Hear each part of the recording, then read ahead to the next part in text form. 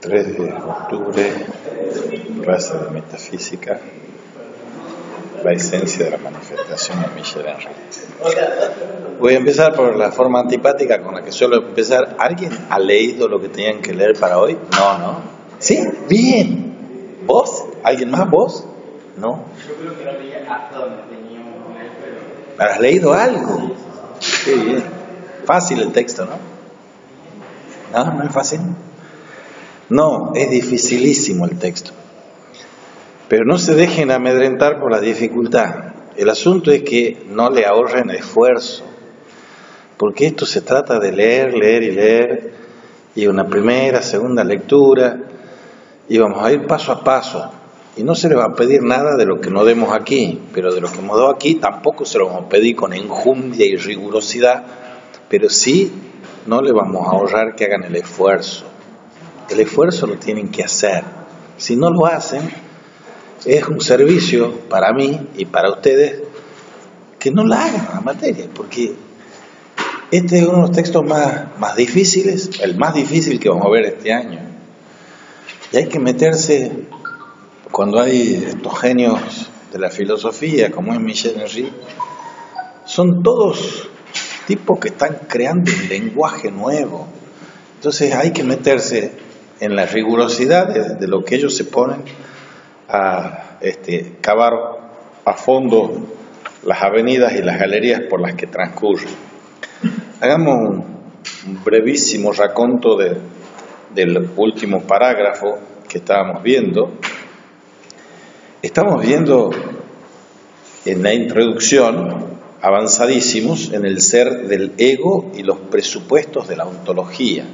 Y ya hemos visto, ya hemos caracterizado que Michel Henry junto con Levinas son los dos intérpretes de la gran filosofía de Martin Heidegger que empalman, provienen de y empalman con la tradición de Husserl-Heidegger, pero con referencias a Hegel antes de ellos, a Scheler después de ellos, después de Husserl, y están en una sorda discusión, o no tan sorda, pero discusión, a veces adquiere explicitez con filósofos como Jean-Paul Sartre, como Merleau-Ponty, y con el mismo Levinas, que lo mencionan medio fugazmente.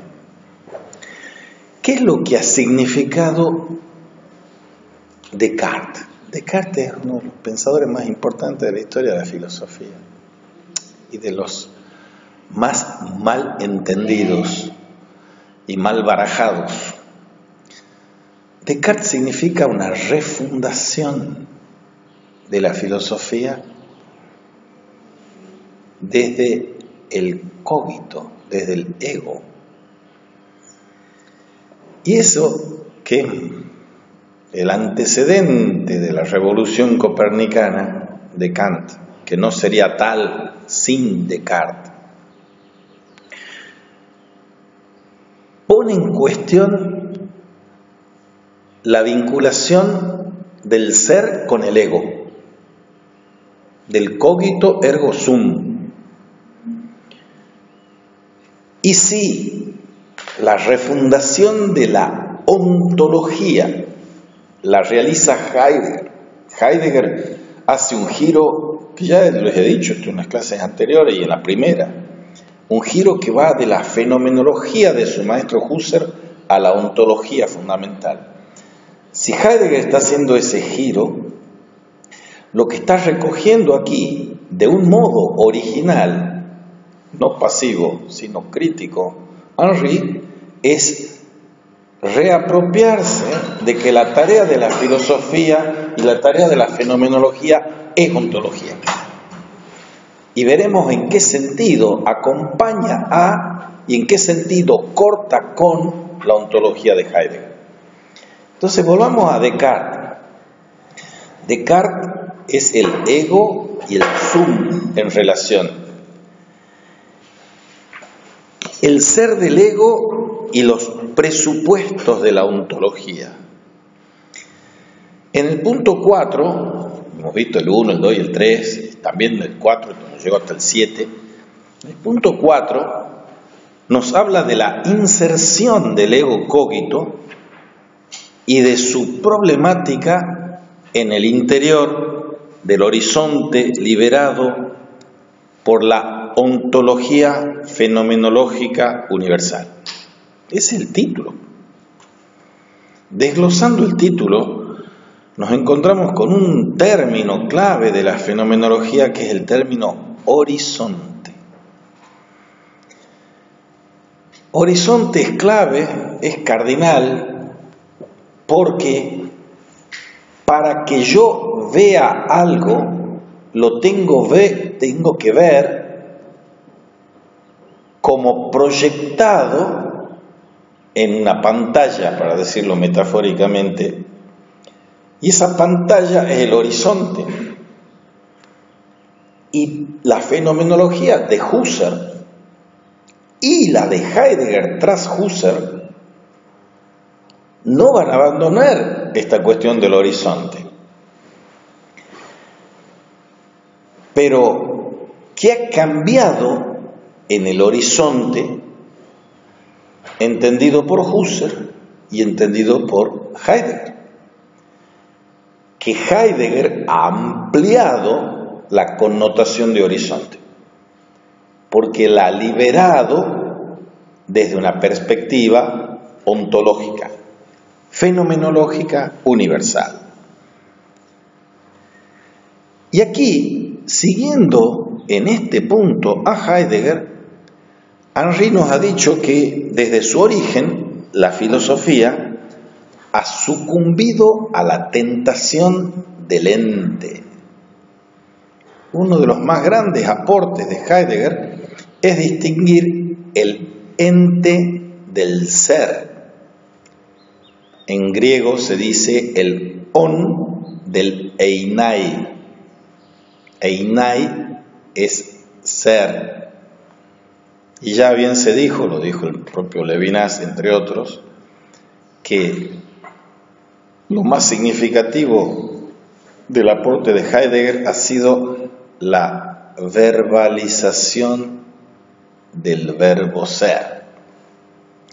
Porque el ser estaba como arrojado, encerrado, encapsulado en una concepción sustancialista. Incluso con los resabios sustancialistas que hay en el Descartes, que me habla de la cosa pensante y la cosa extensa. Entonces lo que está haciendo Heidegger es radicalizar la fenomenología de Husserl, que está partiendo de Descartes y de su ego, radicalizándola a su vez, para llevarla al horizonte ampliado, liberado por la ontología fenomenológica universal. Además de todo esto, la filosofía casi siempre ha sido solo, como dice Heidegger, una mezcla de filosofía primera y de discusiones sobre Dios y sobre la inmortalidad del alma. O sea, el magma o el complejo metafísico ha derivado, dicho en términos de Kant, que significa y se reapropia Heidegger, en una ontoteología. Entonces, la ontología fenomenológica universal a la que estamos asistiendo aquí con Henry, de la mano de Heidegger, en este punto, está planteando de que caemos siempre, sucumbimos siempre a la tentación de ontificar el ser.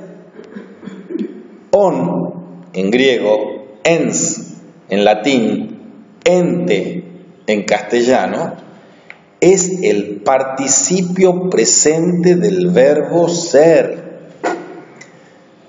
Y la tarea fundamental de una ontología fundamental es recuperar la verbalidad del ser, liberarla del ente. Entonces Henry está diciendo, si nosotros tenemos que insertar el ego cogito y la problemática del ego cogito en el interior del horizonte liberado por la ontología fenomenológica universal, tenemos que seguirlo en esta crítica que Heidegger le hace de que normalmente confundimos filosofía primera, que es la metafísica, con teología y con psicología o con inmortalidad del alma. Y Santo Tomás de Aquino, dice Michel Henry, sigue ese mismo error, sigue esa misma equivocación. La equivocación esa ontoteológica, porque inaugura el apogeo de una filosofía helénica bajo el continente cristiano. Cuando se retraduce o resignifica a Dios como el primum esse subsistens, el acto puro de ser, es una formulación de Tomás de Aquino que está helenizando el cristianismo y entonces lo está apresando a Dios dentro de ese concepto de ser.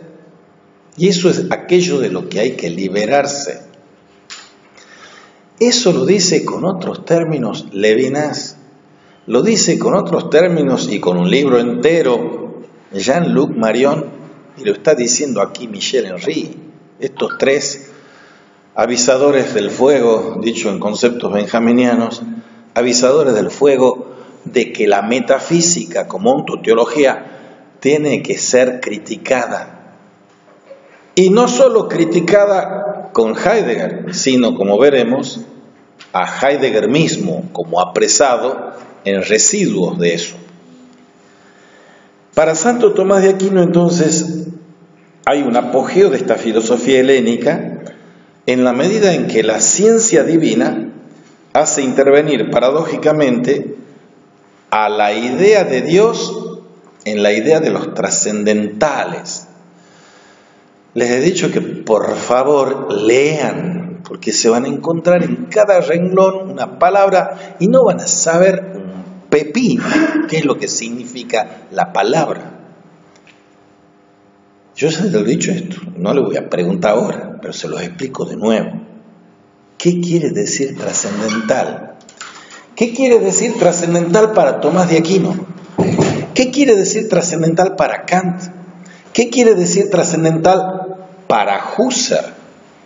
¿Qué quiere decir trascendental para Michel Henry? Y aquí nos está diciendo Michel Henry que el error de Tomás de Aquino es haber mezclado a la idea de Dios con el estudio de los trascendentales. ¿Qué son los trascendentales para Tomás de Aquino? Si yo tengo como una escalera de 3 peldaños en la jerarquía categorial, ontológica y metafísica, el peldaño más bajo de lo categorial es la categoría o el concepto. ¿Qué es una categoría? Vamos a Aristóteles. Categoría se dice de una manera en Aristóteles y de otra manera en Kant.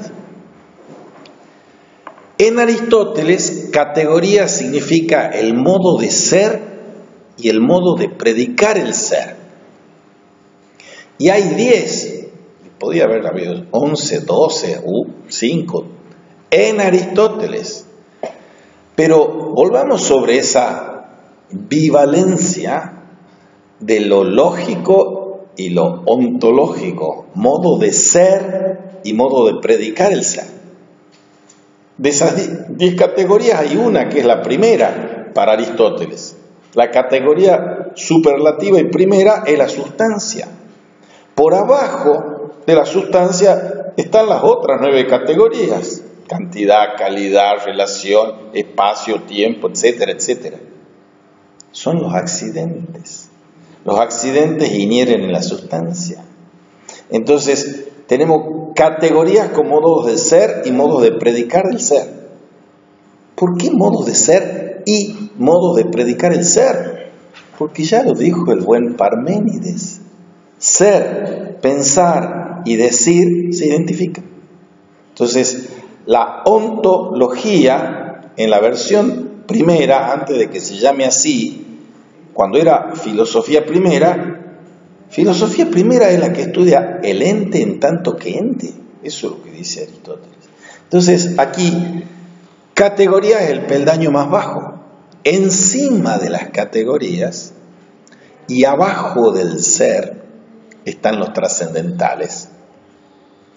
Si las categorías son eso que les he dicho en Aristóteles, los trascendentales y la doctrina de los trascendentales que va a asumir la escolástica y va a asumir Tomás de Aquino, son lo que tiene una mayor universalidad que las categorías a nivel terminológico y que a la vez inhieren, adscriben o están más cerca del ser, pero no se confunden con el ser.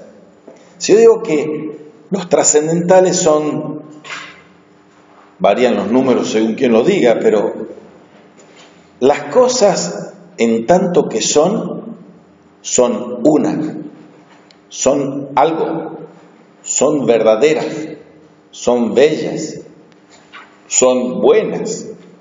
Estoy diciendo los trascendentales. El verum, el bonum, el pulcrum, los trascendentales del ser. Y estamos aquí en el tránsito de Aristóteles a Tomás de Aquino. Entonces, volvamos a la exposición crítica que está haciendo Henry. Y nos dice expresamente, están allá suficiente para que lean durante 3 meses, pero lo vamos a hacer mucho más rápido. Por eso es imprescindible que ustedes lean aunque no entiendan, para que vengamos no a darles información de lo que ustedes tenían que haber leído. 2 personas nomás han leído para la clase de hoy. Estamos en la página 35 y 36 y nos dice, la filosofía ha sido casi siempre esta mezcla de lo que significa Dios, la inmortalidad del alma, junto con la filosofía primera. Y ese es el complejo ontoteológico, y ese error lo comete Tomás de Aquino con la ciencia divina, que en el apogeo del helenismo, para bautizar el helenismo, hace intervenir paradójicamente a la idea de Dios en el estudio de los trascendentales. ¿Por qué dice ese adverbio? Paradójicamente. Dios es el ser, ajá. Y lo que no es Dios también es ser, ajá.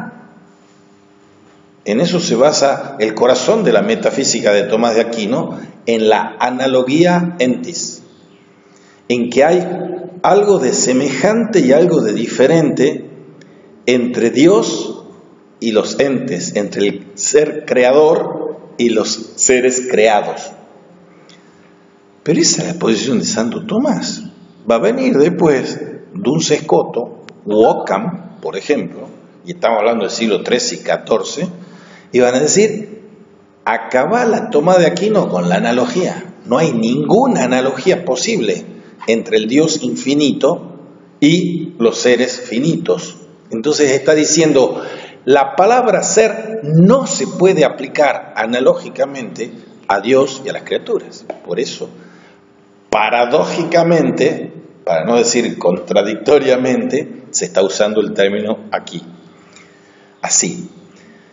Decíamos que la revolución de la filosofía primera está con Descartes y está con sus meditaciones metafísicas.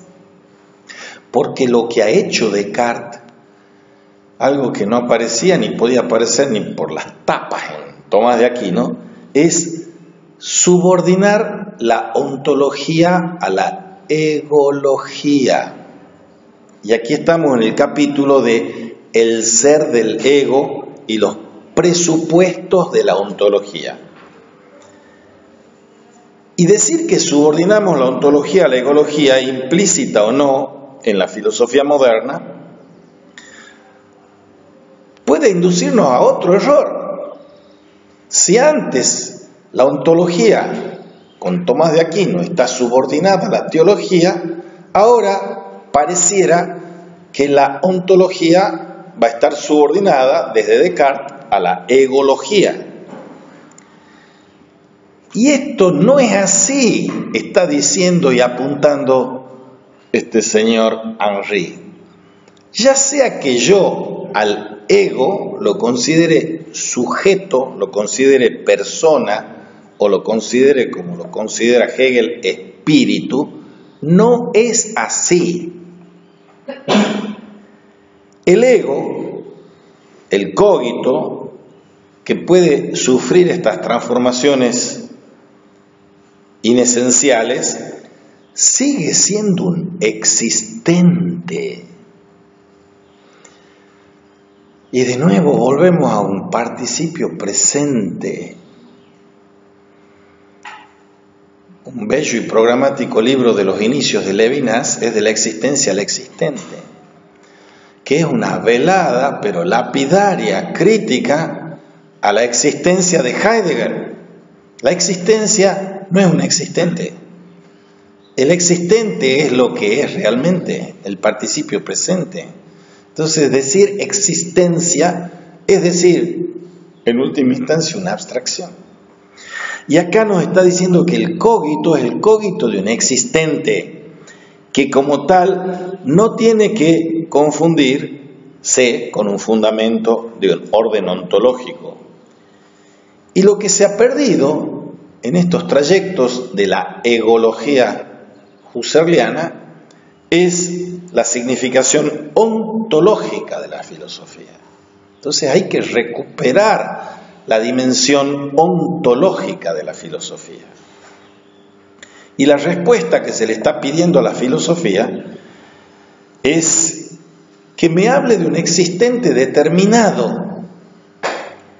Y así vemos, dice Henry, que la significación auténtica de la ontología griega queda completamente falsificada por la filosofía sistémica, sistemática, ontoteológica de Hegel, dice él. Esta también es una obra cumbre de la filosofía que también está discutiendo en sordina con Hegel. La ontología griega queda sublimada, consumada y liquidada con Hegel, porque Hegel ha pretendido reducir esa ontología a un momento de la evolución de la conciencia. La Odisea de la fenomenología del espíritu, que es uno de los 5 libros más bellos e importantes de la historia de la filosofía, como dice Levinas, es la Odisea de la conciencia, que parte de la conciencia sensible, tesis, pasa por la autoconciencia, antítesis, y llega a la razón o el espíritu, síntesis. Y entonces lo que le dice Henry es que la ontología griega no basta con que Hegel le diga a Spinoza lo que ha dicho Spinoza es lo fundamental, pero a Spinoza de la sustancia de Spinoza hay que pasar al sujeto. Ah, sí, yo vengo a completarlo a Spinoza, dice Hegel, entonces vamos a hablar de la dialéctica del sujeto-objeto. Entonces la ontología griega, que llega a un punto cenital con Spinoza, llega a su culminación en Hegel, en que es la dialéctica sustancia-sujeto. Porque en la conciencia sensible yo tengo la dialéctica sujeto-objeto. En la autoconciencia tengo la dialéctica sujeto-sujeto. Y en la síntesis tengo la dialéctica sujeto-objeto llegada al espíritu que se sabe a sí mismo absolutamente. Lo que le está diciendo Henry a Hegel aquí, con eso has falsificado la ontología griega. Porque si nosotros tenemos una primera singladura, una primera navegación de la metafísica, para eso les recomiendo que lean las lecciones preliminares de filosofía de don Manuel García Morente, dictadas en Tucumán en los años 30. Si la primera singladura arranca con Aristóteles y llega a su culminación en Tomás de Aquino, es la singladura de la metafísica como sustancia. La sustancia es lo más importante. La segunda navegación o singladura es la que arranca con Descartes y se consuma con Hegel, o con la inversión de Hegel después, que será Nietzsche, según dice Heidegger. Esa es la del sujeto. Con Hegel se llega a su consumación. Y después de esa, dice García Morente, ha arrancado la tercera singladura, la tercera navegación, y él menciona ahí, como bien dice en las últimas lecciones García Morente, con la ontología de la vida de dos tipos, Ortega y Gasset y Martin Heidegger. Bien, nosotros estamos en este curso dando un curso sobre metafísica de la vida de Michel Henry, que no es la ontología de la vida de Ortega, ni es la ontología de la vida de Heidegger, que fueron la materia de metafísica del año 2017. Unamuno y Ortega, metafísicas de la vida. Esta metafísica de la vida, que estamos viendo aquí, con esta cuestión de la esencia de la manifestación como piedra angular y obra máxima de Henry, está hablando de algo que no se reduce a ser una ontoteología, sino que la critica, ni tampoco es una ontología formal, ni lógica, ni dialéctica, que también la critica, sino que es una ontología universal, que es fenomenológica, como veremos. Ahora,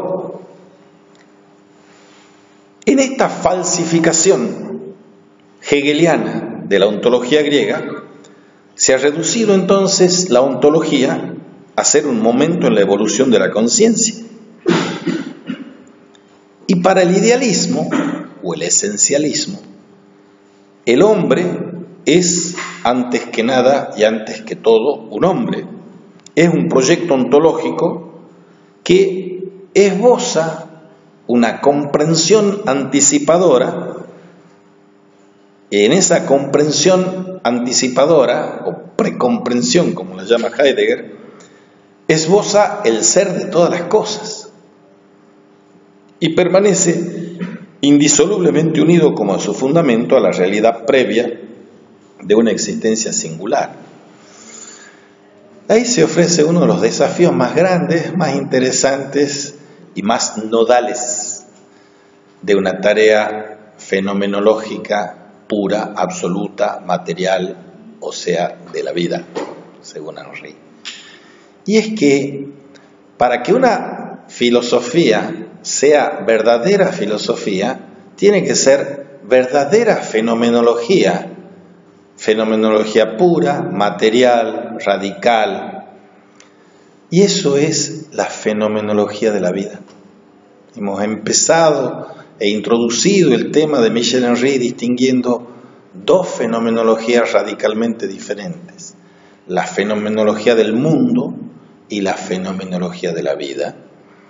Y la fenomenología del mundo significaba esto que acabamos de, bueno, hace un ratito hablábamos del horizonte, del éxtasis, de la distancia, del distanciamiento entre el sujeto y el objeto, entre quien ve y lo que ve.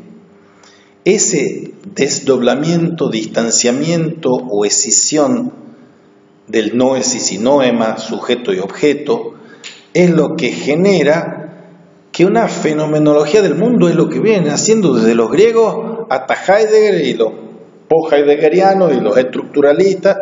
Todos son fenomenologías del mundo, o sea, fenomenologías que están equivocadas, porque la única fenomenología, la verdadera, es la de la vida, porque fenomenología es la manifestación de lo que se manifiesta, la presencia de lo presente, que no se puede representar, no se puede objetivar, porque la vida es el absoluto que se muestra a sí mismo, que se dona a sí mismo, que se revela a sí mismo. Ya veremos la distinción que hace entre revelar y develar después Henry. Entonces, la falsificación hegeliana de la ontología griega ha llevado un paso más a lo que ya estaba equivocado de raíz en los beneméritos y geniales creadores de la filosofía como fenomenología griega. En todos ellos, desde los griegos hasta hoy, estaba esa proyección sobre el horizonte de la visibilidad, de senso et sensato, de lo visto y de lo visible. ¿Cuándo algo es visible? ¿Cuándo es algo manifestable? ¿Y cuándo algo se me manifiesta a mí? Entonces aquí lo que está haciendo este señor es plantear la crítica a la concepción representacional, objetivante y trascendente de las fenomenologías del mundo. Repito, lo representacional, lo objetivante y lo trascendente. Porque la trascendencia de la que está hablando y que está mentando todo este filosofar de una fenomenología del mundo, se presenta desde Descartes en adelante como un carácter particular de la conciencia. O sea, la función, para ponerlo en términos de Fichte y de Hegel, la función, y de Kant también, tética de la conciencia. Tética, tesis, posición. El yo, o lo recibo yo desde algo que no soy yo, la ipseidad la recibo desde la archi-ipseidad, o yo me la doy a mí mismo, a la ipseidad. El yo se pone a sí mismo, dice Fichte. La autodeterminación de la conciencia, dice Hegel.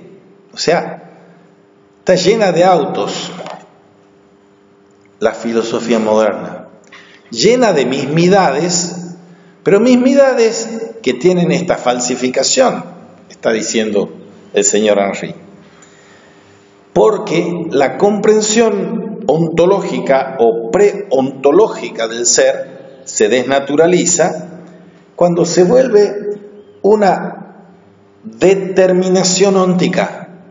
Si estoy determinando desde el ente, el ego como un ente, entonces he disuelto la ontología.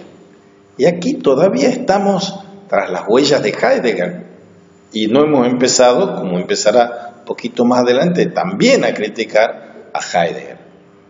Porque si el ego es un ente, ¿cómo puede el ente precomprender al ser? No hay una precomprensión ni una comprensión ontológica, porque la diferencia capital filosófica para Heidegger es entre el ente y el ser. Eso se llama la diferencia ontológica. Y no sirve de nada decir que esto es un carácter fundamental, esencial de la conciencia, que la conciencia es por completo este movimiento hacia este esbozo del mundo. Varias veces hemos señalado el carácter fundamental de la intencionalidad para la fenomenología que inaugura Husserl. Intencionalidad de la conciencia es tender hacia. Si yo digo que la intencionalidad es afectiva, es cognitiva, es perceptiva, siguen las firmas. Quiero decir que cuando yo percibo algo. Está lo percibido y yo que percibo. Cuando yo siento algo. Está lo sentido y yo que siento, el yo que siente. Cuando yo quiero algo. O sea, es inescindible la intencionalidad del movimiento fenomenológico originario que ha echado a andar Husserl. ¿Cuál es la trampita, dicho mal y pronto, no lo dice así Henry, de la intencionalidad? Que con la intencionalidad yo connoto o comporto o conllevo el escenario en el que proyecto lo intencionado, porque yo percibo algo que aparece en el mundo. Yo siento algo que es sentido en el mundo. El mundo es lo esbozado por la intencionalidad. Y lo que está socavando y quiere socavar el señor Henry es el mundo. No somos seres en el mundo, como dice Heidegger también. O sea, aquí hay que neutralizar esta cuestión de la determinación óntica del ego y de la intencionalidad que esboza el mundo. Y ese proyecto no es un predicado que se añada sintéticamente a la existencia previa de una subjetividad, que es la trascendencia, lo que constituye la sustancia misma, la subjetividad del sujeto.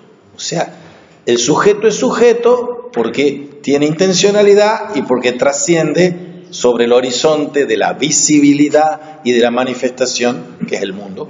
Y eso vienen diciendo los griegos, Heidegger y los post-heideggerianos también.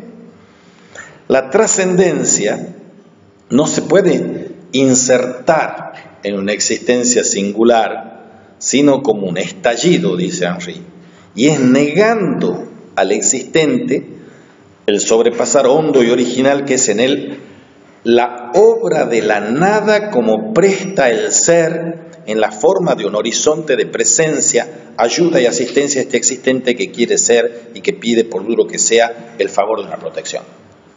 Lo digamos en tucumano. No hay ser sin nada. No hay presencia sin ausencia.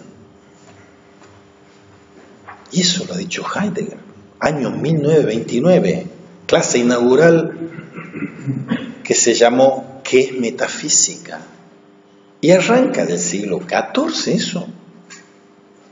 Dios es la nada, de Meister Eckhart, arranca eso.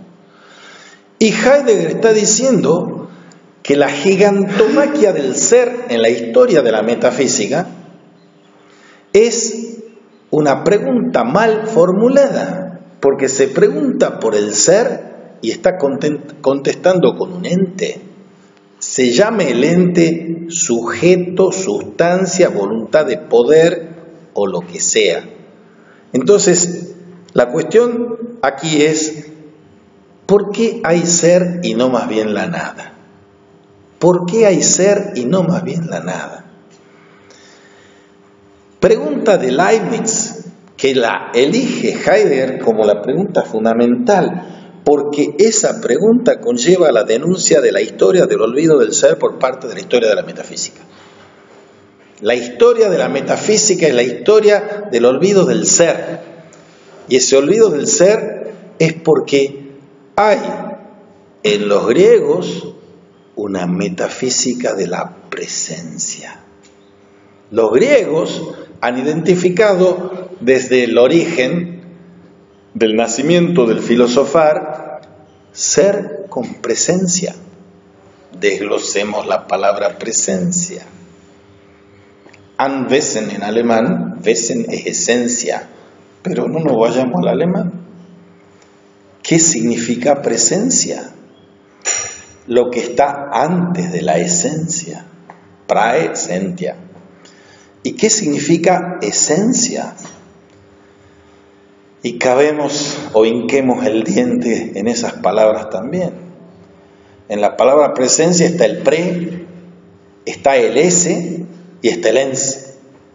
Lo que está antes del ese y el ens. Esencia es el acto de ser o existencia, decimos nosotros, y el ente. Entonces, los griegos, dice Heidegger, que algo sabía de griego y de filosofía, lo que han hecho es una metafísica de la presencia y se han olvidado de la ausencia, se han olvidado de la nada y han erigido una metafísica de la presencia que ha negado lo constitutivo y constituyente de la presencia, que es la nada. Por eso la nada tiene un fundamento central aquí. Y les digo, y les vuelvo a leer, es negando al existente en el sobrepasar hondo y original que es en él la obra de la nada, como presta el ser en la forma de un horizonte de presencia, ayuda y asistencia a ese existente que quiere ser y que pide, por duro que sea, el favor de una protección. Ahora, no existe tampoco, continúa Henry, un sujeto o una única razón, sino muchos espíritus que esperan con paciencia que se cumpla la obra del ser. Y aquí usa un término que es caro a Hegel. Repito la frase y leo la frase cripto-hegeliana. No hay sujeto, no hay una única razón, sino muchos espíritus que esperan con paciencia que se cumpla la obra del ser, el trabajo infinito de lo negativo. El trabajo infinito de lo negativo. El corazón de la dialéctica hegeliana tiene dos cavidades, la negatividad y el dinamismo. La dialéctica es la combinación de la negatividad y el dinamismo. Y en el trabajo de la negatividad vive y palpita la dialéctica en Hegel. Pero acá no estamos en Hegel, acabamos de ver la crítica lapidaria que le hace a Hegel, sino que estamos en Heidegger, glosando a Heidegger y diciéndonos que tenemos que ver cómo trabaja la nada. Y la nada, dice este francés, se dice de dos modos diferentes en francés. Néant y rien. Nada y nada, traducido al castellano. Y veremos los dos usos de nada en el sentido metafísico que va a usar este señor. Pero nos quedemos con el trabajo negativo y la paciencia para el trabajo infinito de lo negativo. Y esto nos lleva a que el ser en esta dimensión, y está hablando de la glosa de Heidegger, es un acontecimiento impersonal. El existente humano no lo puede reivindicar como suyo. A ver, la palabra más importante del último Heidegger es la palabra acontecimiento. El evento lo han traducido a Ereignis. La crítica más lapidaria a Heidegger que hace Levinas es lo impersonal y lo neutro. Entonces estas cosas que están dichas así al pasar, no están dichas al pasar. Están haciendo resonar ya desde aquí y desde ahora una crítica fabulosa al evento o al acontecimiento del ser, el Ereignis, el acontecimiento del ser heideggeriano. Y dice, esta blasfemia es absurda. El sujeto, el espíritu, la persona, la subjetividad no pueden desplegar su existencia, por particular o por privilegiada que sea su estructura, más que sobre el fondo del ser en ellos. Aquí se combinan temas, como les acababa de decir, de Heidegger con los de Hegel. Y respecto a Hegel, hay una magnífica exposición que está en el apéndice de este libro, que se lo dedica y se lo consagra a Hegel. Porque Hegel, para la cuestión de la negatividad, es una cuestión insuperable en la historia de la metafísica, para ver la negatividad y ver la dialéctica. Sea como fuese, y es como en la interpretación de Henry acabo de describir, nos hundimos en la contradicción. ¿Y quién le tiene miedo a la contradicción? Hablando de metafísica. Pareciera que la contradicción y el principio de no contradicción desde Aristóteles se han erigido como el juez tonante y los rayos tipo Zeus que le caen sobre cualquiera que así se animara a transgredir el principio de no contradicción. Y el primero que lo hace de forma fabulosa, en el sentido literal del término, es Hegel.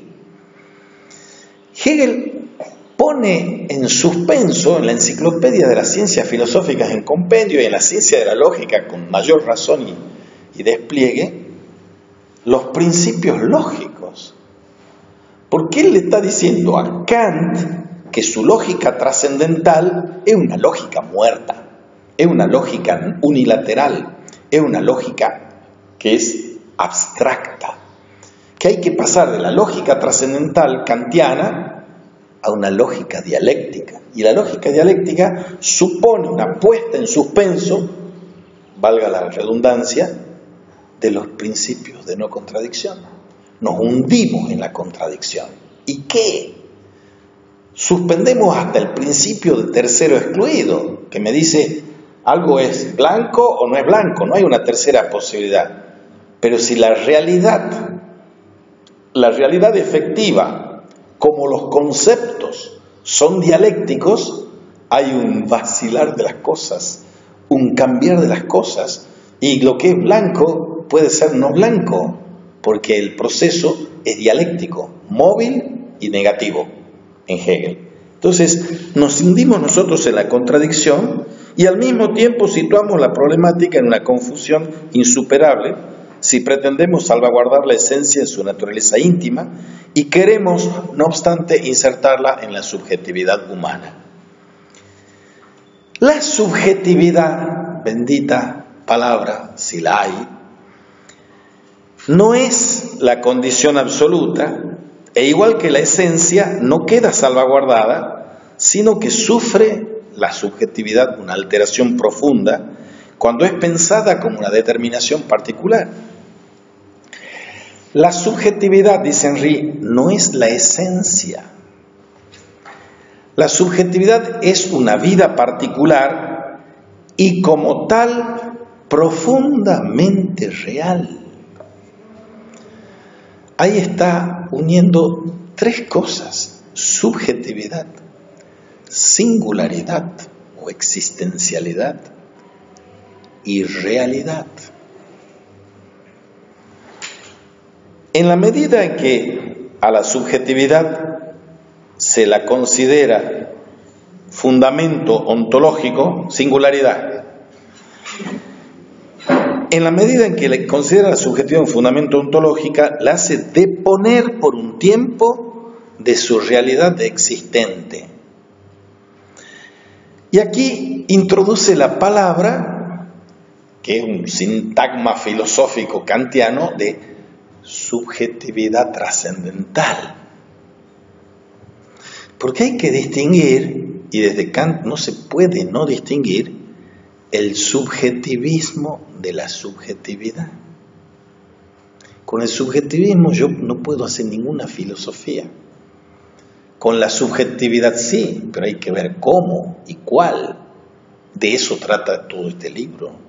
¿Cuál es la subjetividad trascendental, propia y apropiada, incluso más allá de Kant? Sí. Y que yo diga, hoy está negro el cielo. Está negro el cielo. ¿Pero cómo está negro? Y bueno, yo digo, está negro. ¿Qué? ¿Cómo va a discutir que está negro? Subjetivo, que cada uno afirme lo que se le cante, como se le cante, cuando se le cante. ¿Basado en qué? En la autoridad de que lo digo yo, subjetivismo. Es la hipérbole o la exageración del sujeto diciendo algo, o haciendo algo, o queriendo algo. Cuando yo digo una expresión tan española, tan antigua, tan castiza, que yo hago lo que me da la gana, la real gana, se dice en español antiguo, es el subjetivismo. Entonces la subjetividad es algo que, si yo digo, la sensación térmica del día de hoy son 5 grados, pero el termómetro dice que hace 15 grados, eso se acerca al subjetivismo, eso de la sensación térmica, porque los sentidos son los sentidos de cada quien, y los sentidos son afectados de una forma subjetivista. Entonces, para un tipo que está enfermo y que tiene una gripe galopante y sale, y la sensación térmica que dice la televisión son 5 grados, para él son 3 grados. Entonces, hay una afección subjetiva que modifica. Entonces, hay una subjetividad y hay una objetividad para Kant. Yo tengo que establecer las condiciones de posibilidad de una experiencia que no sea subjetivista, sino que sea subjetiva trascendental, porque sea con la intuición pura de espacio y tiempo y con las categorías puras del entendimiento sintetizadas en un juicio sintético a priori. Entonces yo voy a hacer un juicio sintético a priori diciendo hace ahora 15 grados, porque eso dice objetivamente el termómetro. Eso es objetividad a partir de la subjetividad trascendental. Y si yo digo sensación térmica, lo que cada uno quiere. ¿La filosofía de Nietzsche, por ejemplo, sería subjetivismo? Qué pregunta. A ver, Nietzsche tiene una frase en La voluntad de poder que dice: me temo que no nos libraremos de Dios porque aún creemos en la gramática. Y dicen todos los posmodernos que son post-nietzschianos, hijos y nietos de Nietzsche, no hay hechos, solo hay interpretaciones. Ellos, yo no lo digo de Nietzsche, porque Nietzsche es mucho más genio que todos ellos, ellos son subjetivistas. Nietzsche tiene un subjetivismo avalado por su locura y su genialidad.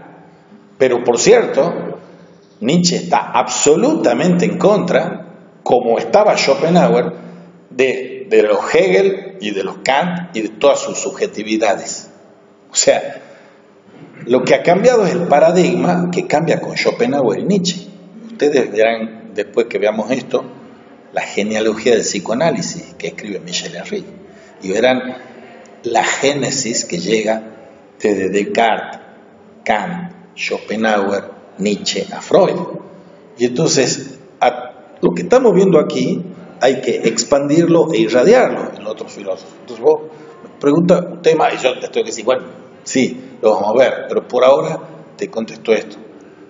Subjetivismo en el sentido despectivo a Nietzsche no, porque ni los genios ni a los locos se les puede decir vos estás cometiendo un error, pero a los seguidores, a los epígonos de segunda, tercera o cuarta que tiene el nietzscheanismo, sean de izquierda o de derecha, da lo mismo. Son epígonos, esos sí son subjetivistas que están proclamando a voz en cuello que el sujeto muerto. Qué paradójico, ¿no? Los subjetivistas dicen el sujeto muerto, viva la estructura. Entonces, cada tema, cada palabra, cada término, cada autoridad filosófica que se cita, hace estallar. Cuando tipos como estos leen la historia de la filosofía y se hacen una obra filosófica que es revolucionaria y creativa, y están discutiendo. Yo no estoy diciendo que ustedes tomen esto como Biblia, sino estoy diciendo que lean a esto y vean qué significa esto, y que después hagan la crítica trascendente a esto. Pero para hacer la crítica trascendente a la esencia de la manifestación, tienen que haberlo leído, a la esencia de la manifestación, y tienen que haber entendido sus debilidades y sus fortalezas. Yo aquí estoy exponiendo como si esto fuese la verdad absoluta. Sí, no es la verdad absoluta. Es un libro de filosofía, para mí, riguroso, creativo y fundamental, pero que tiene una irradiación hacia toda la historia de la metafísica. Bien. Hablando de lo absoluto, qué palabra complicada la palabra absoluta.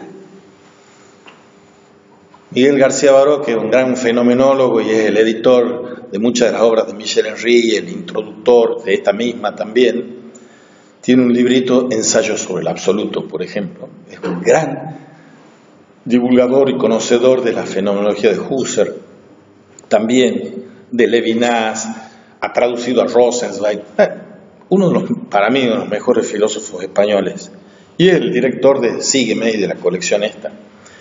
Y ha hecho ese ensayo del absoluto, y aquí, a troche y moche, Michel Henry nos está diciendo que de lo que se trata aquí es de comprender el carácter concreto de la esencia. Comprender el carácter concreto de la esencia, no abstracto, es comprender su absolutez. Comprender el carácter concreto y absoluto de la esencia. Porque lo que ha querido hacer Husserl es superar el cepo del positivismo, del naturalismo, del psicologismo, para llegar a la intuición eidética, que se podría llamar, como les expliqué en la clase pasada, intuición esencial. Si la palabra esencia no estuviese lastrada demasiado por la historia de la metafísica que lleva a equívocos, malas interpretaciones. Entonces, intuición eidética o esencial es la intuición de lo concreto, no de lo abstracto, de lo absoluto, no de lo relativo.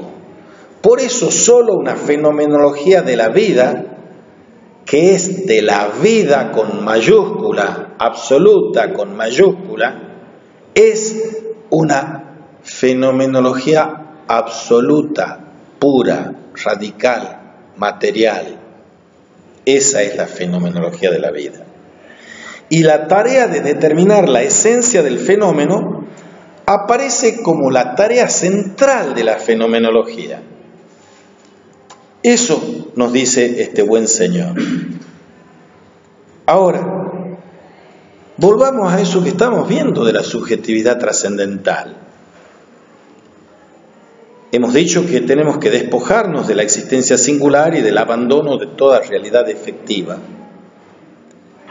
Y la subjetividad del idealismo, y cuando vean la palabra idealismo en Henry, está diciendo, por ahí tenemos que no ir nosotros. Nosotros vamos a la realidad, ir a las cosas mismas, ir a la realidad. La subjetividad del idealismo abandona todo contenido real para no ser más que pura forma. ¿De qué me vale superar la fenomenología llevándola a la ontología, como ha hecho Heidegger, si la ontología se autodisuelve en requisitos y reclamos formalistas? Lo que importa es el contenido real de lo real que se me hace presente a mí, se me manifiesta a mí y se revela a sí mismo ante mí. La esencia de la manifestación es la esencia de lo que se me hace presente realmente, materialmente. El contenido real, el contenido hilético, decía Husserl, y repite en un sentido más radical el señor Henry, el contenido material de lo que se me manifiesta. Ahora, para reasumir o recapitular esto que estábamos viendo, este problema del ser del ego y los presupuestos de la ontología, hay que llegar desde esta ribera en la que estamos plantados, después de esta subjetividad brumosa e impersonal del idealismo, a la identidad de la subjetividad y de la nada. Para decirlo casi con letra y entonación de tango, soy nada. La subjetividad y la nada, identificándose. Pero eso es una afirmación absurda, dice el señor Henry. Pues si el ser es la nada, es precisamente porque al extender sobre ella su reino, expulsa de él toda determinación, y en particular la subjetividad. Y por eso, al campo trascendental del siglo XIX al XX, se lo puede declarar impersonal. Ahí está condensada toda la filosofía de Henry y su crítica a todo el idealismo, el de Heidegger incluido. La crítica a esa identificación del ser y la nada, que son los primeros pasos que da en la lógica Hegel, y que va a repetir en el ser y la nada Jean-Paul Sartre, y que está diciendo Heidegger en qué metafísica. Si yo digo que hay una dialéctica o una tensión de identidad y diferencia entre ser y nada, lo que he hecho es borrar la persona concreta de la subjetividad. Cada subjetividad, cada ipseidad es un existente.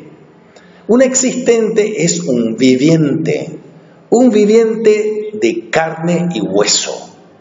Entonces decirle a algo que es impersonal y le está diciendo al idealismo del siglo XIX al XX, con todos esos muchachos que les he mencionado, incluidos los muy positivistas que creen que son positivistas y son los idealistas de segunda mano, es la impersonalidad. Cuando en inglés se dice una expresión común que la habrán escuchado, nothing personal, no saben la cantidad de metafísica que le están metiendo a esa expresión. Nada personal, con vos no tengo nada personal, todo es personal. Porque nadie vive desde la neutralidad de la impersonalidad. Y eso es lo que la filosofía y la ontología y la psicología y las ciencias cognitivas nos vienen diciendo. No seamos personales, seamos impersonales. Afirmación absurda, la identidad de la subjetividad y la nada. Afirmación absurda, pues si el ser es la nada, es precisamente porque al extender sobre ella su reino, expulsa de él toda determinación. La dialéctica de Hegel se resume en estas cuestiones y en estos términos con una identidad o universalidad indeterminada como tesis, una determinación como antítesis y un retorno a la identidad por la mediación de la determinación por una identidad determinada. Y lo que dice aquí, expulsa de él toda determinación. ¿De qué me vale la dialéctica hegeliana si al final la determinación del existente, del viviente, singular y concreto, queda disuelta en una dialéctica del ser y la nada? En el momento en que se encierra en los límites de una existencia singular, uno se tiene que adentrar, dice Henry, en un análisis que ya no es tal. Hagamos una pausa de 7 minutos y volvemos, por favor. A no ser que tengan cuerda. Yo lo digo por ustedes, porque yo soy más joven que ustedes, así que tengo más cuerda que ustedes. ¿Quieren hacer pausa o no?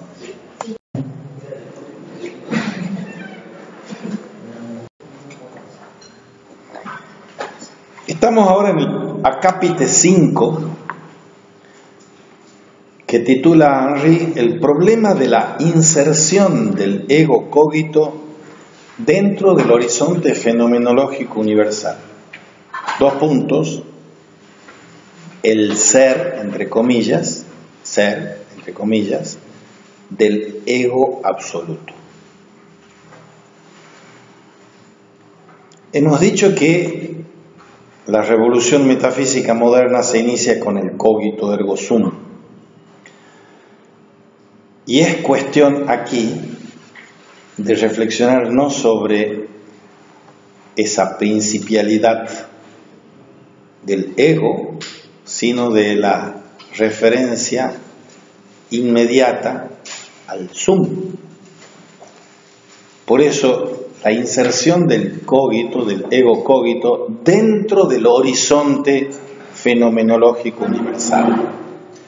¿Cuál es el ser del ego absoluto? ¿Sí? Profe, algo que no queda claro en muchas clases, pero creo que por imposibilidad mía, son como 2 preguntas. Primero, si el ego es el yo o el yo mismo, y después, ¿cuál es la diferencia entre el yo y el yo mismo? Sí, pues no hay incapacidad en nada de eso, es que nosotros usamos las palabras con la posibilidad que nos da la lengua materna en la que hemos nacido y en la que estamos cursando la materia. Pero en francés no es lo mismo decir moi que je. En inglés no es lo mismo decir I que self. En alemán no es lo mismo decir ich que selbst. Y en castellano no es lo mismo decir yo que yo mismo. El yo, la egoidad, no es lo mismo que la mismidad, la ipseidad. Están relacionados, pero no son lo mismo. Y la categoría metafísica primordial no es la egoidad, sino la ipseidad. Llegaremos más adelante y por eso tenemos que ir pasito a pasito, como va este buen señor, a la afirmación de una archi-ipseidad. El Ur-Ich en alemán, el proto-yo, eso es la archi-ipseidad. Nosotros no somos una mismidad absoluta, aquí nos está hablando el ego absoluto, sino que somos una mismidad recibida. Así como nosotros no nos hemos dado a nosotros mismos la vida, nosotros no nos hemos dado a nosotros mismos la ipseidad, la mismidad.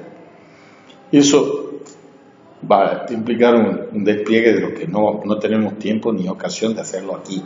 Pero no es lo mismo y hay una prioridad metafísica de la ipseidad sobre la egoidad. Bien, la inserción del cogito, del ego cogito y de su problemática dentro del horizonte liberado por la ontología fenomenológica universal tropieza con una objeción. Aquí está diciendo, miren, Heidegger ha hecho avanzar la fenomenología al remitirla al horizonte ontológico universal. Pero la objeción es que si la existencia de este ego extrae su originalidad de un lugar que no sea la estructura ontológica que le prescribe a priori una región determinada del ser. Son cosas bien técnicas, fenomenológicas, complicadas, pero que él las va explicando para un grupo de lectores que saben de estas cuestiones, y nosotros que no sabemos de estas cuestiones tenemos que acercarnos poco a poco. Husserl distingue entre ontologías regionales y la ontología universal. Regional es lo particular, pero hay una Ur-Region en alemán, una proto-región. Una proto suena, está bien, la traducción en proto. La traducción mejor que proto para Ur es archi. Y la va a usar a troche y moche, este buen señor. Archi región, archi hijo, archi ipseidad. Archi tiene que ver con el arjé. Entonces aquí, para tratar de elucidar la cuestión, dice, no es más bien el ser mismo, el ser absoluto, la protocategoría del ser en general, la protocategoría como la archicategoría del ser en general, la archirregión en la que todas las demás regiones encuentran su fundamento. ¿Recuerdan ustedes que les he comentado un par de veces por lo menos de ese librito que recibe el adolescente que está terminando el secundario, que se llama Martin Heidegger, de un cura que era su profesor en el gimnasio a donde iba, que era el libro de Brentano de los múltiples sentidos del ser en Aristóteles? Y que la pregunta metafísica que lo acompañó durante toda la vida Heidegger era preguntarse si hay múltiples sentidos del ser, según Aristóteles, ¿cuál es el sentido originario en el que el ser tiene sentido? La pregunta por el sentido del ser es la pregunta por cuál es el sentido originario.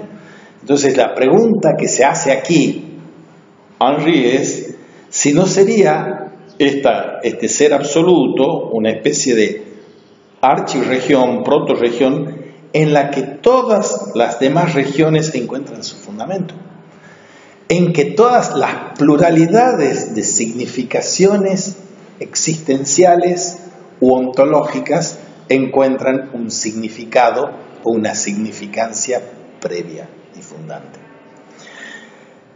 A esa cuestión va a decir que, en conexión estrecha con esa pregunta, se abre la posibilidad siguiente. El análisis del cogito constituye por sí mismo un análisis ontológico, y ello en un sentido decisivo y universal. ¿Dónde empieza la metafísica? Decía el genio de Spinoza, Descartes empieza a filosofar desde el cogito, desde el yo. Tomás de Aquino comienza a hacer metafísica desde el ente, desde las cosas. Y yo comienzo desde Dios. ¿Dónde comienza la metafísica? Es una cuestión que no hay que despachar tan rápida y campantemente. Porque acá se nos está diciendo, y esta es una tesis que está en la introducción del ser del ego y los presupuestos de la ontología, que sin un examen ontológico del ego no hay metafísica. No hay esa ontología universal y real y fundamental. Por eso va a decir el propio Henri, siguiendo a Husserl y criticándolo en cierta medida, toda ontología regional se subordina necesariamente a una ontología universal. Toda ontología regional se subordina a una universal. Y el sentido del ser del ego cogito no es en absoluto un sentido regional. Hay que huir, dicho mal y pronto, a 4 patas de ontificar al ego, de convertirlo en un ente, porque eso sería incurrir en un psicologismo, o en un naturalismo, o en un positivismo de nuevo cuño, en un mal sentido. El sentido del ser del ego cogito no es ni puede reducirse a un sentido regional. No obstante, siendo verdad que se constituye en y por este ego todos los sentidos posibles del ser en general y correlativamente todos los tipos de sentidos que le son inmanentes cada vez. O sea, todos los sentidos del ser dependen previamente del sentido del ser del ego examinado. Y las vivencias de la conciencia, vivencias, qué palabra, Erlebnis en alemán, Leben, vida. La palabra vivencia está la palabra vida, palabra cardinal de la fenomenología de Husserl, las vivencias de la conciencia. Y dice, las vivencias de la conciencia en las que se realiza concretamente el cogito, entendido en su sentido más amplio, no son otros tantos seres determinados, encerrados dentro de una región determinada. Las vivencias, dice Henri, son, de hecho, intencionales. Decir que las vivencias son intencionales, siguiendo a Husserl, es decir, que son conciencia de. Las vivencias de la conciencia son conciencia de, o sea, apuntan a un objeto. Apuntar a un objeto es apuntar precisamente a aquel hacia el cual se trascienden, y lo hacen de manera tal que es justamente tal acto de trascendencia lo que confiere cada vez al ser mentado su sentido propio. Esto es una glosa muy precisa de cómo funciona el método fenomenológico. Si yo tengo la intencionalidad de algo, es la intencionalidad del correlato entre noesis, el acto cognitivo de conciencia, y noema, el contenido de la conciencia. Entonces, implica necesariamente la manutención de la intencionalidad, la manutención de la trascendencia. El acto de la conciencia del sujeto sale de sí, entiende lo otro que sí, que es su objeto. Entonces, intencionalidad, objetividad, éxtasis, representación, eso es Husserl. Eso es mutatis mutandi Heidegger. Eso es lo que critican a la vez y por sendas vías separadas Levinas y Henri. Critican el corazón de la fenomenología como intencionalidad.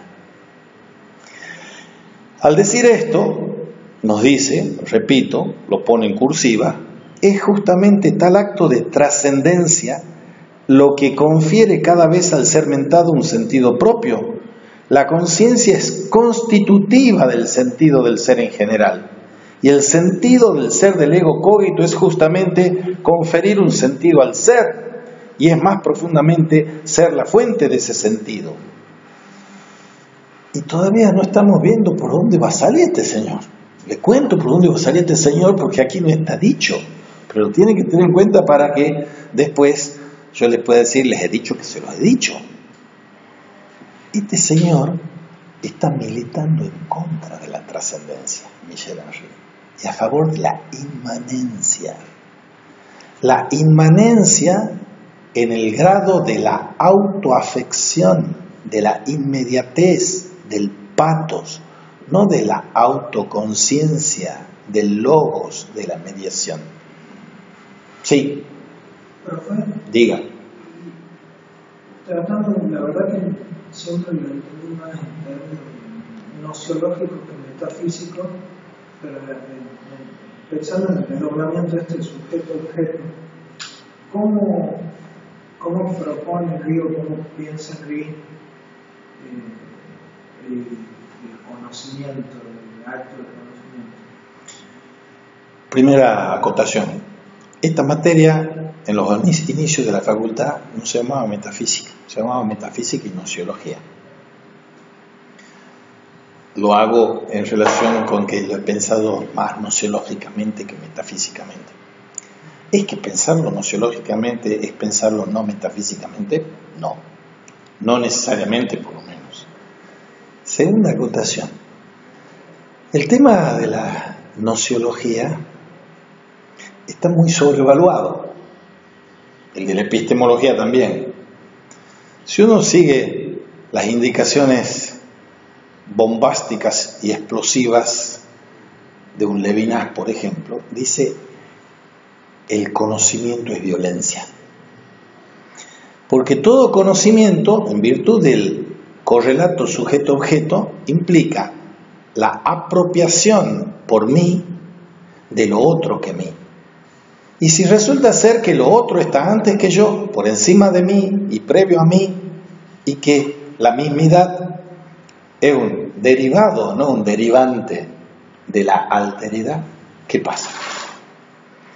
Entonces, conocimiento implica, para un Levinas en un sentido y para Henry en otro, pero parejos en criticar la intencionalidad, significa lo contrario de lo que venimos pensando y diciendo que es el conocimiento. Porque yo digo que cuando alguien conoce algo, el alguien es el sujeto, el algo es el objeto conocido.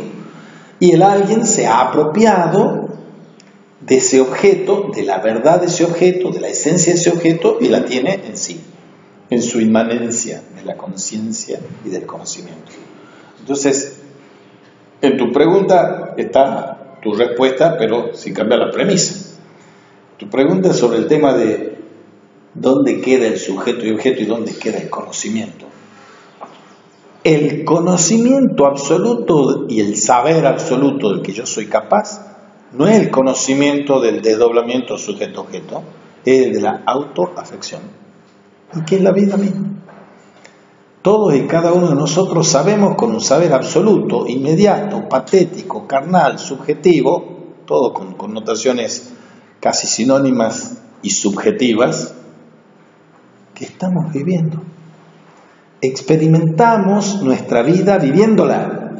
Y nadie, con ninguna teoría, con ninguna explicación científica ni de ningún otro tipo, me puede impugnar ese saber, ni explicar ese saber, ni negar que ese saber sea explicable en este o en otro sentido. Yo soy el único tribunal en el acto de estar experimentando a mí mismo del saber absoluto. Y que no es el saber absoluto ni de mi amante, ni de mi hijo, ni de mi vecino, ni de mi profesor. Es el mío, desde mi carne subjetiva. No sé si te contesta tu pregunta. Sí. Me parece que no, es así. En realidad sí, pero lo quiero reformular. Bueno. Pensando más en, sacando la palabra absoluto, sino pensando en saber práctico,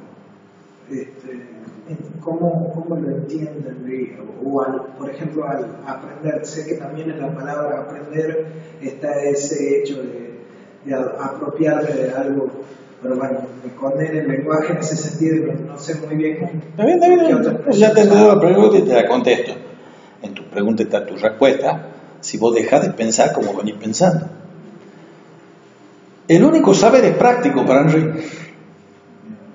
Si yo estoy leyendo el libro de la esencia de la manifestación, y paso la hoja, los contenidos noemáticos e intelectuales que yo he aprendido no son nada respecto del hecho de que yo he pasado la hoja. Y si en medio de estar leyendo el libro me levanto y me voy a la heladera a tomar un vaso de agua, ese es el saber absoluto, que es práctico. Y si para ir a levantarme he tenido que sacar la colita de la silla, llegar a la puerta que me lleva a la cocina o tal heladera y bajar el picaporte, eso es saber práctico. Entonces vos en la pregunta me estás metiendo una y otra vez la división entre la razón pura y la razón práctica. Entonces vos decís, saquemos la razón pura, saquemos el absoluto, quedemos con el saber práctico. Si todo es práctico. No hay nada que no sea práctico en la praxis de estar viviendo. Lo que pasa es que vos teorizás la praxis. Entonces no es praxis.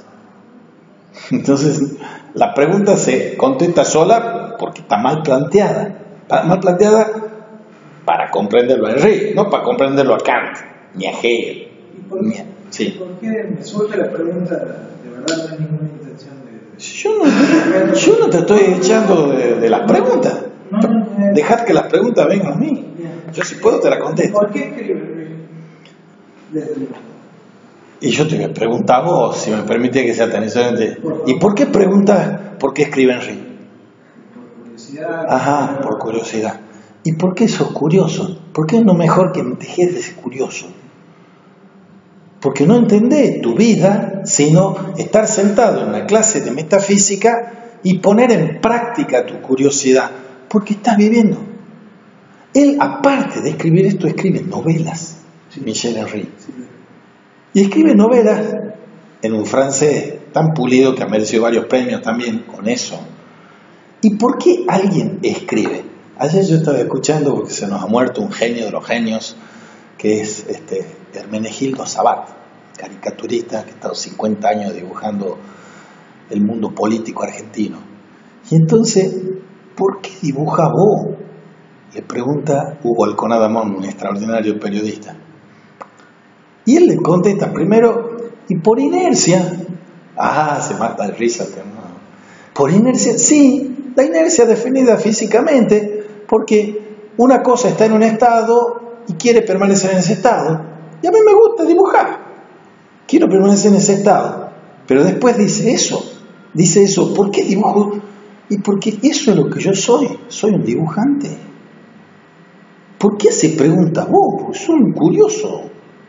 Yo no te voy a preguntar vos por qué sos curioso. Esa es tu vida. Cada uno vive su vida como le viene en gana a su autoafección. Entonces vos haces esa pregunta y tu compañerita que está al lado, que es una chiquita de bajo perfil, no hace nunca una pregunta. Pero ¿y por qué le voy a preguntar yo? ¿Por qué no hace pregunta? Y cada uno se autoafecta como se autoafecta y vive conforme a su autoafección. Y bendito sea Dios. Y Michel Henry. Otra pregunta, pero dejá de preguntar ya. Lo que pasa es que me estaba pensando en esta distinción también de teoría y práctica, y por supuesto, yo suscribo al pensamiento de que nada es absolutamente teórico, ni nada es tampoco, creo, del todo práctico, o por lo menos que ninguna teoría es del todo útil si no tiene resonancia en lo práctico. Bueno, hasta lo que ha dicho es, yo estoy en desacuerdo total con la segunda parte, pero seguí. Bien. O sea, nada es teórico válido si no tiene resonancia práctica, pero todo lo práctico implica lo teórico. Bueno, eso suena a Carlos Marxiano, pero o es praxis o es teoría, lo primero. Aristóteles dice es teoría, y Levinas y Henry dice es praxis. Aquí un dato. ¿Hay una prioridad absoluta de la praxis sobre la teoría o no la hay? Entonces reformulame la pregunta. En esta filosofía te estoy diciendo. ¿Cómo resuena En realidad la pregunta, por eso no me gustaba el tono que me estaba planteando, por eso me atajaba de antes. Porque creo que ahora tengo un poco más claro cómo plantearlo, que es cómo resuena en lo práctico este saber del que hablan ahí, que es más importante. Si es más importante el conocimiento de pasar la página que lo que yo pueda estar tomando del texto. ¿Cómo resuena el texto en ese saber práctico? ¿Cómo transformar ese... ¿Ustedes hubiesen leído la esencia de la manifestación si yo no se las impusiera? No, probablemente no. ¿Ustedes por qué están sentados aquí? Porque quieren no tener un papelito que dicen que son habilitados para enseñar filosofía en el secundario, en la universidad. Tienen un fin práctico, un propósito. Y entonces tienen que bancar los profesores que le hacen de estas cosas que a ustedes pueden no interesarles, no despertarle curiosidad, o sí, qué sé yo. Pero se la bancan por un interés práctico, no por un interés teórico. Si en el camino le encuentran atractivos y seducciones eróticas de eso teórico para lo práctico, bendito sea Dios. Pero ustedes lo hacen forzados. Alguna vez sacaron un artículo en la página literaria de la Gaceta, un autor de Buenos Aires, que ahora no me acuerdo cómo se llama,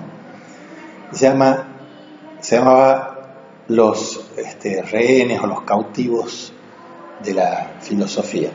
Y describía la situación de un alumno de filosofía. Era un alumno particular de la Argentina, porque los alumnos de Argentina son particularmente desgraciados en su destino, como alumnos de filosofía, comparado con otros modos de aprender filosofía en otros lados. Y no estoy haciendo la apología de que se vayan al extranjero para estudiar. Ustedes pueden hacer filosofía a pesar de los profesores que tienen aquí, a pesar de los programas imbéciles que tienen aquí de filosofía.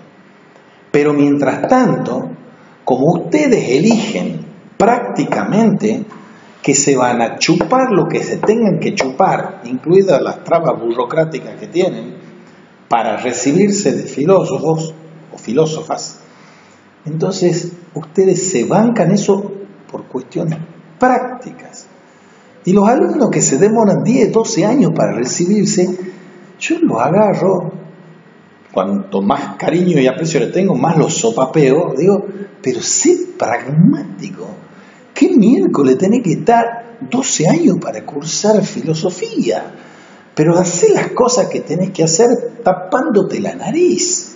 Entonces, vuelvo a tu pregunta un poquito arrevesada. Teoría-praxis.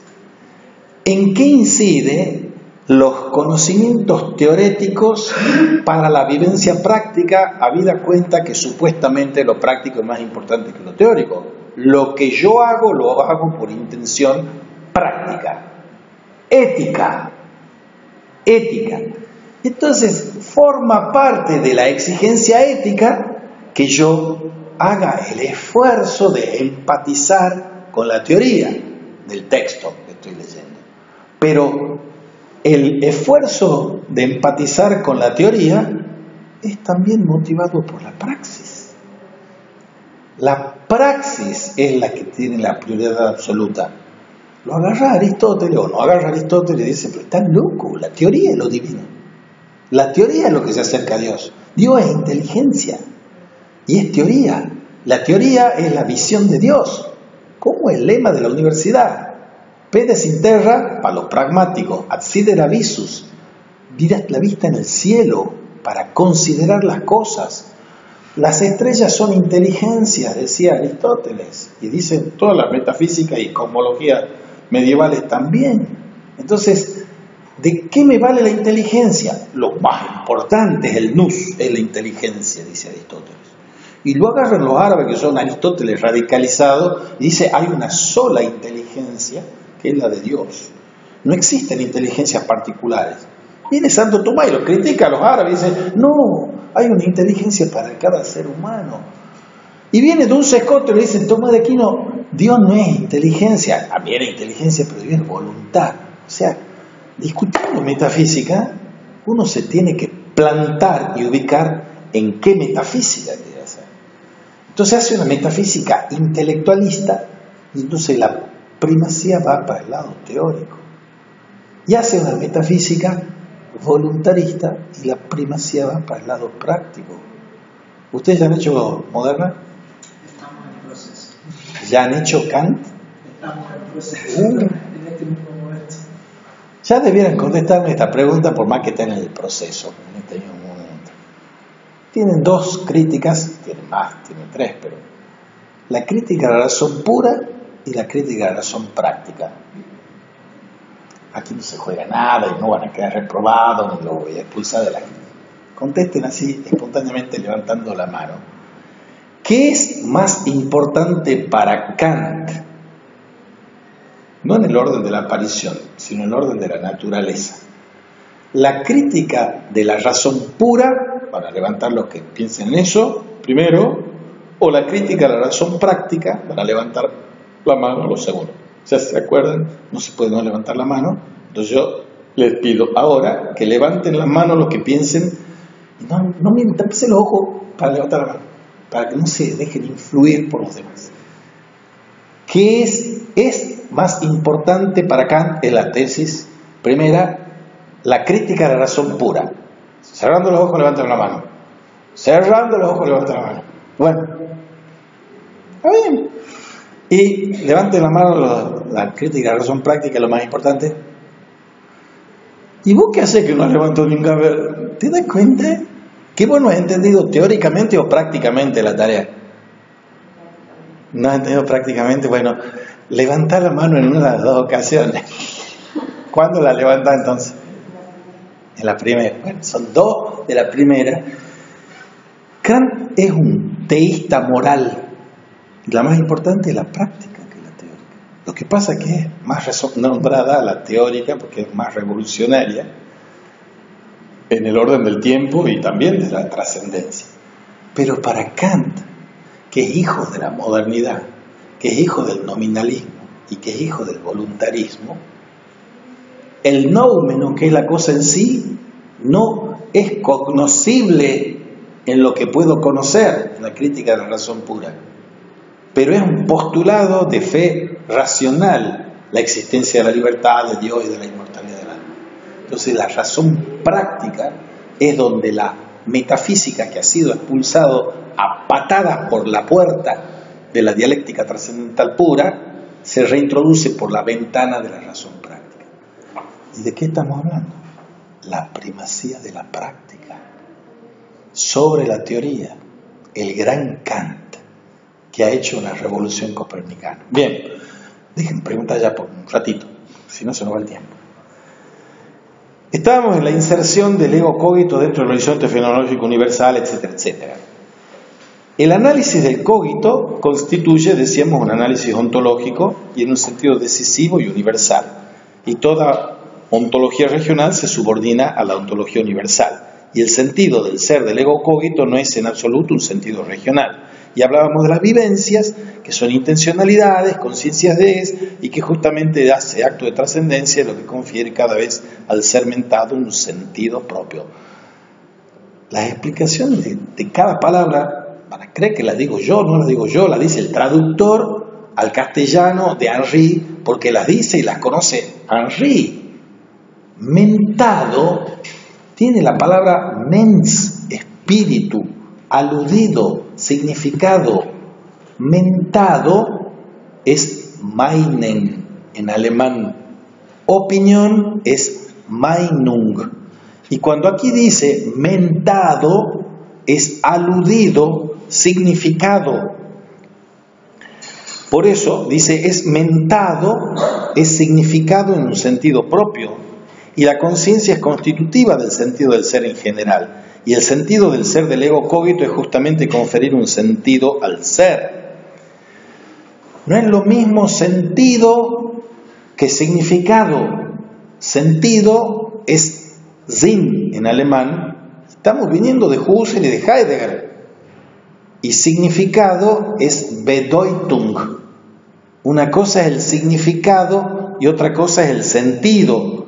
Entonces, cuando nos habla conferir un sentido al ser, no es decir conferir un significado al ser. El sentido es del orden de los signos, por decirlo así, y el significado trasciende los signos. El Bedeutung, el sentido del ser es justamente conferir un sentido al ser. Es una reduplicación que no es un pleonasmo. ¿Cuál es el sentido del ser del ego? Conferir un sentido al ser. Por eso el ego es ontológico. Nadie es ontológico salvo este ser que puede conferir sentido al ser, que es el hombre, como alguien significante. Porque el hombre es el que otorga sentido a la cuestión del sentido del ser. Y solo cuando está situada en este marco trascendental puede la realidad de la conciencia ser pensada de manera correcta. Aquí vemos otro sentido de trascendentalidad, la trascendentalidad de otorgar sentido a la cuestión del sentido del ser. Y para eso hay que apelar a una disciplina de orden superior. Y esa disciplina de orden superior es la fenomenología trascendental de la conciencia absoluta, dice Henry. La fenomenología trascendental, repito, de la conciencia absoluta. Y la vida de la conciencia presenta configuraciones típicas en las que se diseña a priori toda forma posible de objetividad. Algo es objetivo cuando es objetivo para una subjetividad. Y ahí viene de nuevo la cuestión de subjetividad y objetividad en los marcos determinados y delimitados de la conciencia trascendental moderna. Pero recuerden que aquí está agazapado que hay mucho más en una fenomenología de la vida que en una conciencia trascendental fenomenológica de una fenomenología del mundo. Y lo que se desprende de esta situación es que el ego absoluto es el origen, el fundamento, la Urstruktur, dice en alemán, la archiestructura de todas las estructuras posibles y de todos los sentidos posibles del ser. La archiestructura. Yo siempre he amado las palabras y me encanta jugar con las palabras, pero es que la filosofía, como me decía un alumno de secundario ahí, el profesor, me lo decía con bronca, ¿no? La filosofía es puro juego de palabras. Y este pobre jovencito se ha convertido en abogado y trabaja en tribunales. Y yo lo encuentro y le digo, si quiere un juego de palabras, ¿qué tal estás ganándote la vida con el juego de palabras? Le digo yo. Es que hay que jugar con las palabras. Ya lo dijo el gran Wittgenstein. Hay que jugar con las palabras. Y aquí vamos a jugar con la palabra estructura. Y podemos jugar al infinito con estructura. Juguemos con la primera acepción de estructura, que es análoga a la noción de tipo. O sea, estructura es tipo. Un marxista lúcido, para mí, Henri Lefebvre, criticando a los mandarines de la filosofía del estructuralismo francés de la década del 50 y el 60, decía: el estructuralismo es un parmenidismo, un neoparmenidismo. O sea, la estructura es la idea del ser. Y ahí está, ya hemos vuelto a la película Flash, Rewind, hemos hecho un retroceso al comienzo de la historia de la filosofía con el estructuralismo. Estos mandarines del 60 que daban por sepultada la realidad de la metafísica y decían: no existe el hombre, solo existen las estructuras, sea Lévi-Strauss, sea Michel Foucault, sea Lacan, el inconsciente está estructurado, está armado como una estructura. El estructuralismo es un idealismo, El estructuralismo es un esencialismo. Y aquí este señor, que los tiene en la oreja todos estos mandarines del estructuralismo, este señor, en compañía del otro profeta que habla como vos que clama en el desierto, que era Levinas, le está diciendo, muchachos, ustedes atrasan 2600 años, le está diciendo a los estructuralistas, atrasan 2600 años. Pero yo les voy a tomar la palabra, les dice este, y hablemos de la archiestructura. Entonces la archiestructura es en otro sentido. Un filósofo alemán contemporáneo que se llama Heinrich Rombach, R-O-M-B-A-C-H, hay poquitos libros de él traducidos al castellano. Era alguien que había sido discípulo de Heidegger y le tenía una gran admiración y una gran bronca y crítica a Heidegger. Y él toma la historia de la metafísica como la historia de 4 palabras. Primera palabra, sustancia. De Aristóteles a Tomás de Aquino. Segunda palabra, sujeto. De Descartes a Hegel. Tercera palabra, sistema. Con Hegel.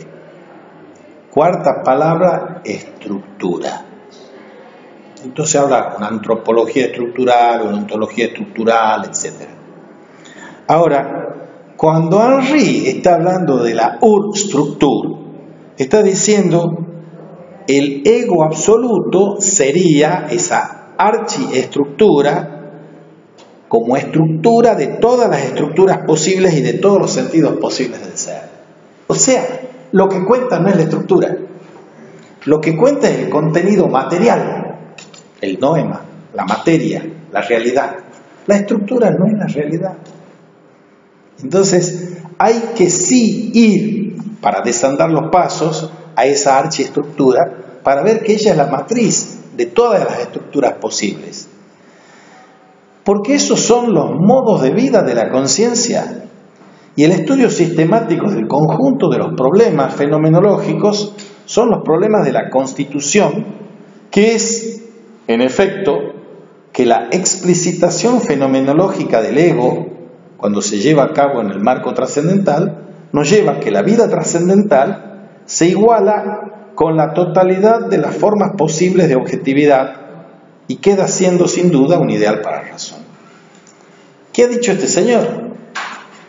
Todas las formas posibles de la objetividad proceden y derivan de la vida trascendental de mi conciencia, del ego absoluto. O sea, si existe objetividad, hay que ver aquello que constituye toda objetividad, que es mi subjetividad, mi archiestructura. Y ese poder de intuición de mi vida consciente, subjetiva, es el que da sentido y da ser, o da ser y da sentido al objeto que constituye. O sea, ser y sentido del objeto proceden de la vida consciente de mi ego, que lo constituye. El ego entonces ya no aparece como un dato intuitivo cuyo carácter privilegiado ofrecía a la conciencia la ocasión de llevar a cabo una posición conforme al telos de la razón. Que el ego exista como realidad constituida, como un ser trascendente, provista de un sentido propio, no debe hacernos olvidar que el ego del que se trata ahora no es en realidad sino esta misma vida trascendental considerada con la misma configuraciones posibles en y por las cuales se constituye todos los tipos de datos trascendentes y todos los sentidos del ser que le son inmanentes. O sea, el ego absoluto, la vida trascendental de la conciencia, es la constituyente de todas las objetividades posibles de nosotros. Entonces no es que me constituyo intencionalmente por la relación de mi subjetividad con la objetividad, sino que toda objetividad se constituye desde mi vida trascendental. Y ese es el ego absoluto ante el cual estamos ahora presentes. Y el problema de la subjetividad, el problema del ser de la subjetividad, remite inevitablemente al problema del sentido del ser en general. Y la cuestión aquí es saber cómo el ego puede acceder al rango de fenómeno. Párense frente al espejo y el miércoles que viene me contestan qué han visto en el espejo. Si yo les pregunto a ustedes, y es una pregunta harto incómoda, ¿quiénes son ustedes? Capaz que alguno se anima a cometer la barrabasada de intentar decir quiénes son ustedes. Si ustedes no lo han hecho, hagan la experiencia de verse al espejo y se van a abismar de no saber quién está ahí, reflejado en el espejo. Ayer hemos pasado una película maravillosa, de las mejores de la historia del cine, que se llama Persona. Persona es la máscara en el teatro griego. Y es una actriz de teatro que, representando a Electra, se queda muda, Elizabeth Fogler, la Lee Bullman. Y le hacen análisis en la clínica y está sana físicamente, está sana psíquicamente, y la tipa dejó de hablar en medio de la representación teatral. Entonces se juega el doppelganger, el juego del doble entre la enfermera Alma y Elizabeth Fogler, y entonces el yo y el otro en el desdoblamiento. Uno de los filósofos que hace la reseña de esa película hace una reseña bien tirabomba y muy conocedora de la filosofía y de la política, y dice que esa película ha planteado el problema central a partir del cual hoy seguimos discutiendo las cosas, o seguimos peor, sin discutir las cosas: la escisión del sujeto, la escisión entre el yo y el no yo, entre el mismo y el otro. La película, por supuesto, como todas las películas que son obras de arte, no dan recetas existenciales para nadie, y nos dejan abismándonos a nosotros mismos en esto que estás diciendo aquí este buen señor, en el abismo y el misterio de qué o quién es sí mismo. El quién es sí mismo sin poder desdoblarnos, porque lo cruel que existe en las historias en general y en las historias particulares nuestras es que todo doble de nosotros mismos es un doble cruel, un doble que nos mata, que nos asesina de mil maneras. Entonces, lo único que nosotros tenemos que hacer en la vida es representar el papel protagónico en la película de nuestra vida. Y todos tratamos de huir del papel protagónico y nos buscamos refugiar en el papel de actor secundario de mi propia película, de mi propia vida. ¿Por qué?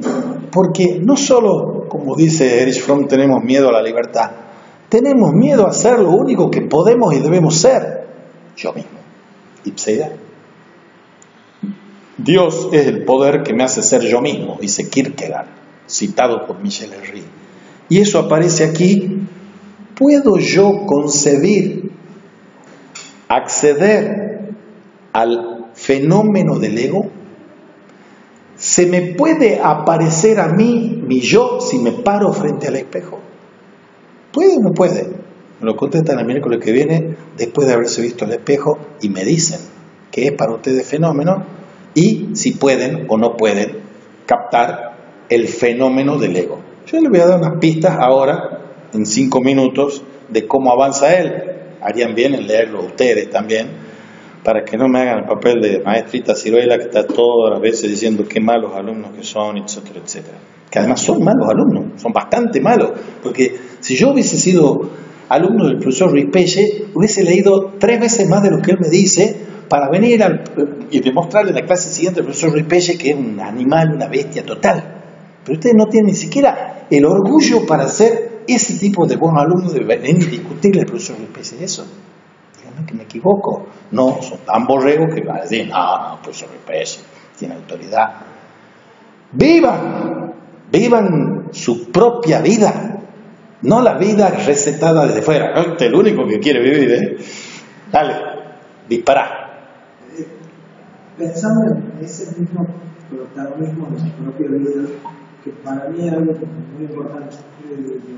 Estoy como muy de acuerdo con que uno tiene que buscar ser uno mismo. Pensar en dos cosas.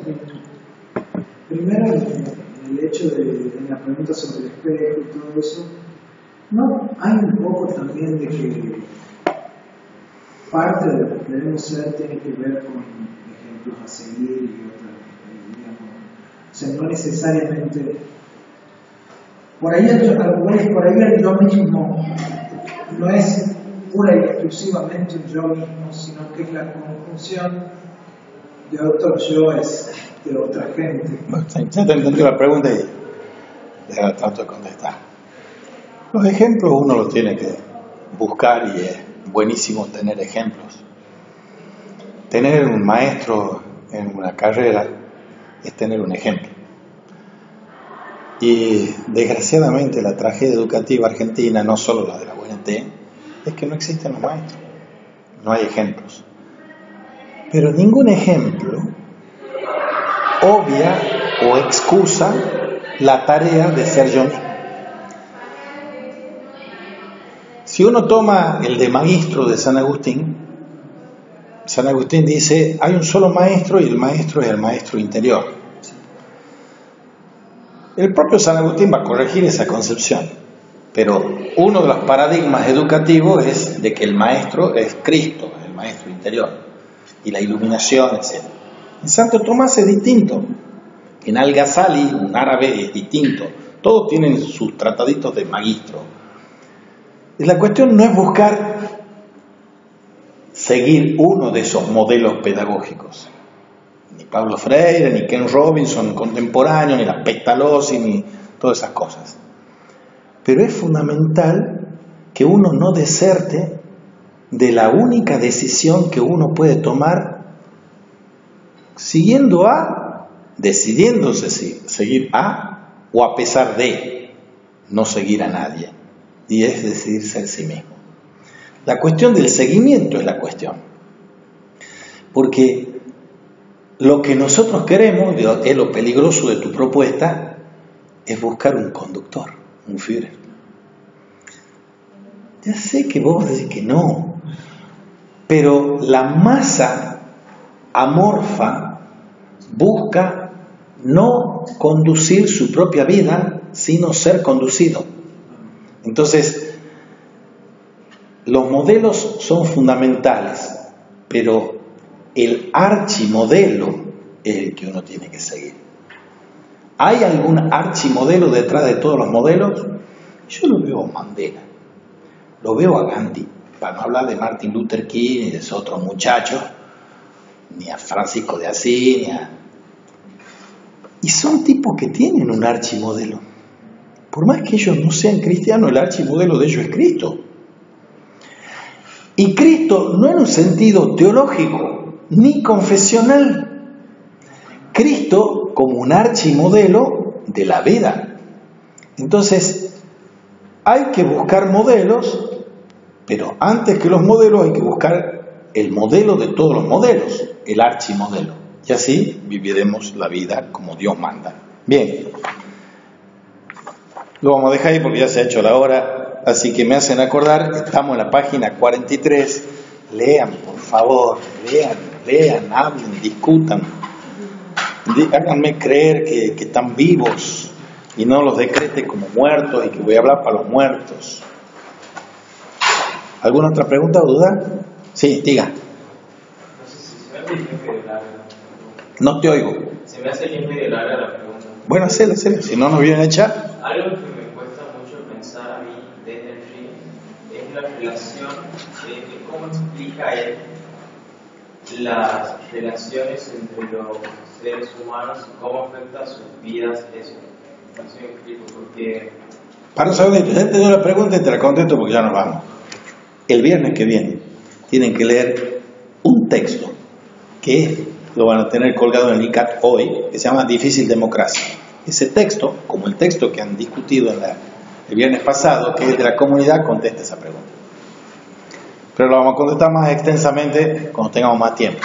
La cuestión de la comunidad, la cuestión de la convivencia, la cuestión de la intersubjetividad. difícil democracia y para una fenomenología de la comunidad. Son las respuestas, son las propuestas filosóficas de Henry para esta cuestión. Esa cuestión importantísima que hemos planteado.